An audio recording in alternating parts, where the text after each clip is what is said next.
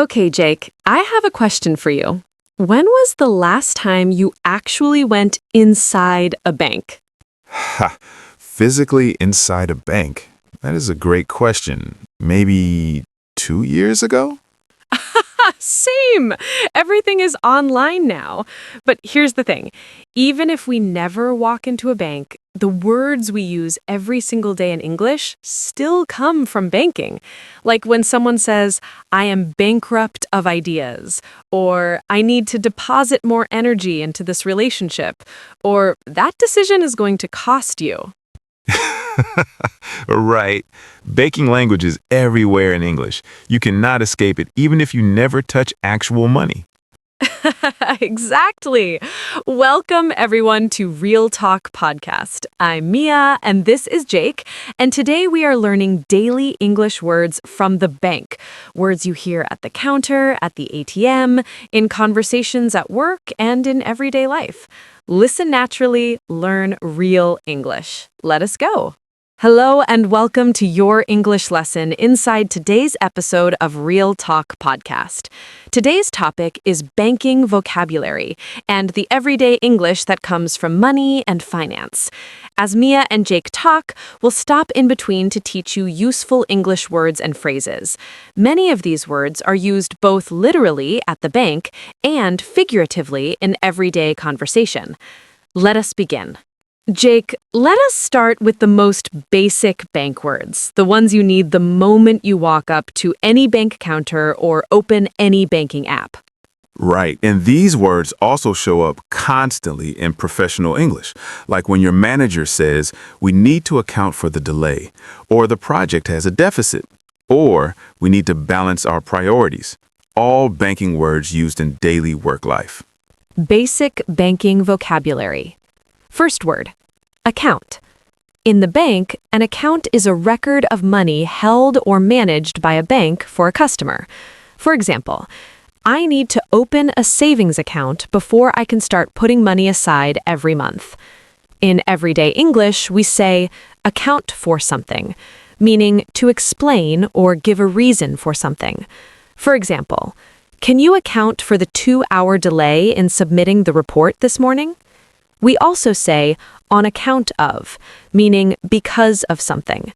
For example, the meeting was canceled on account of the manager being stuck in traffic. Second word, balance. In the bank, your balance is the total amount of money in your account. For example, always check your balance before making a large purchase to avoid overdraft charges. In everyday English, we say work-life balance, meaning managing time and energy between work and personal life equally. For example, she left the high-paying job because the work-life balance was completely unsustainable. We also say balance the books, meaning to make sure income and expenses are equal with nothing missing. For example, the accountant spent the entire weekend trying to balance the books before the audit. Third word, deposit. In the bank, a deposit means putting money into your account. For example, I need to deposit my salary into the account before the rent payment goes out tomorrow. In everyday English, we say deposit trust or effort into something, meaning to invest your trust, energy, or effort into a person or situation. For example, she deposited years of effort into that company and got very little back in return. Fourth word, withdraw. In the bank, to withdraw means to take money out of your account. For example, he withdrew enough cash to last the entire week before leaving for the trip. In everyday English, we say withdraw from a situation, meaning to remove yourself from a situation, conversation, or commitment. For example, she withdrew from the project after realizing the terms were not what she had originally agreed to. Fifth word, interest. In the bank, interest is the extra money paid on savings or charged on loans over time. For example, the savings account offers 6% interest per year, which is better than most banks currently offer. In everyday English, we say, in your best interest, meaning something that is beneficial and good for you personally. For example, it's in your best interest to read the contract carefully before signing anything. We also say vested interest, meaning a personal stake or involvement in something succeeding. For example, he has a vested interest in making sure the deal goes through because he gets a commission if it does. Jake, the vested interest one is so common in professional conversations. Like, you can always tell when someone has a vested interest in an outcome because they push for it just a little too hard. Yes, the vested interest energy in a room is very recognizable once you know what it is. Exactly. Okay, let's talk about the things that go wrong with money, because I think the English words for financial problems are some of the most useful words in everyday conversation. Oh, yes, because life has a way of giving everyone a financial problem vocabulary lesson at some point. Unfortunately true. Financial difficulty vocabulary. First word, debt. In the bank, debt means money that is owed to someone else. For example, she worked for 3 years to clear her student debt before she could start saving seriously. In everyday English, we say, in someone's debt, meaning feeling grateful to someone because they helped you in an important way. For example, I'm truly in your debt for everything you did for me during that difficult time. Second word, overdraft. In the bank, an overdraft means spending more money than you have in your account, going into negative balance. For example, he forgot about the automatic payment and ended up with an overdraft charge at the end of the month. In everyday English, we say overextended or stretched too thin, meaning taking on more than you can handle financially or in terms of energy. For example, she was completely overextended juggling 3 jobs and 2 freelance projects at the same time. Third word, bankrupt. In banking, bankrupt means a person or company that cannot pay their debts and has no money left.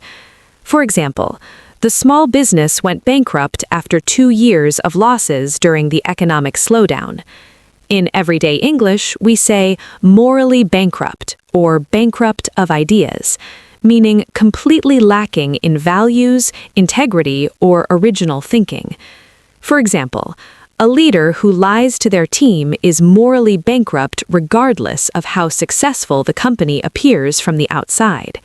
Fourth word, loan. In the bank, a loan is money borrowed from a bank that must be paid back with interest over time. For example, they took out a home loan and will be paying it back over the next 20 years. In everyday English, we say on loan, meaning something temporarily given or borrowed from somewhere else. For example, the painting is currently on loan from the National Museum and will only be here for another 2 weeks. Fifth word, installment. In the bank, an installment is one of several regular payments made to pay off a larger amount over time. For example, she paid for the laptop in 12 monthly installments instead of one large upfront payment. In everyday English, we say in installments, meaning doing something gradually in stages rather than all at once. For example, he shared the difficult news in installments over several days rather than telling her everything at once. Jake, the telling news in installments one is so real. Some people do that with bad news, give you a little bit at a time so you don't get the full shock all at once. The emotional installment plan. I know exactly what you mean. Instead of just saying what happened, they drip feed it to you slowly. Drip feed. That's another great banking phrase. Okay, let's do the last section. Everyday banking phrases that show up in professional and daily English all the time. Everyday banking phrases in professional and daily English. First phrase, bottom line. In finance, the bottom line means the final profit or loss figure at the end of a financial statement. In everyday English, it means the most important point or final conclusion. For example, the bottom line is that we need more customers or the business will not survive the next quarter. Second phrase, invest in. In finance, to invest means to put money into something expecting a future return. In everyday English, to invest in means to give time, energy, or effort to something you believe in.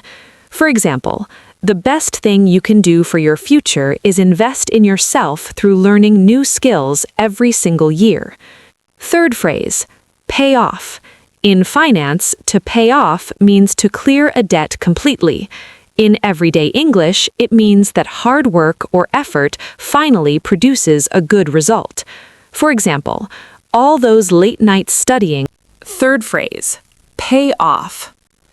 In finance, to pay off means to finish repaying a debt completely. In everyday English, it means that hard work or effort finally produces a good result. For example, all those late nights studying finally paid off when she got the highest score in the entire department.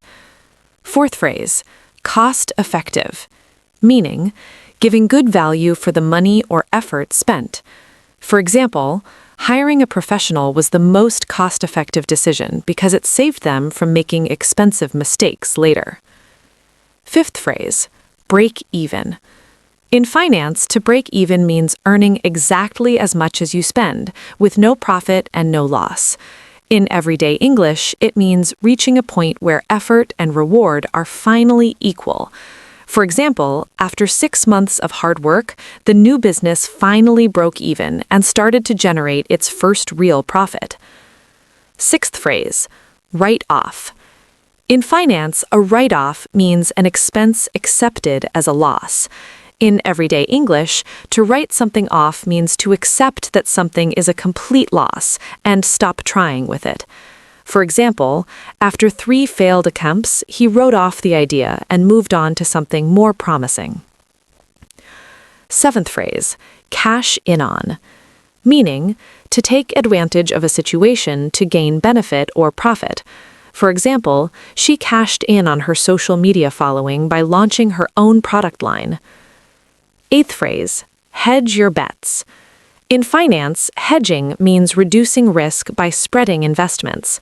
In everyday English, it means to avoid committing to one option by keeping several possibilities open.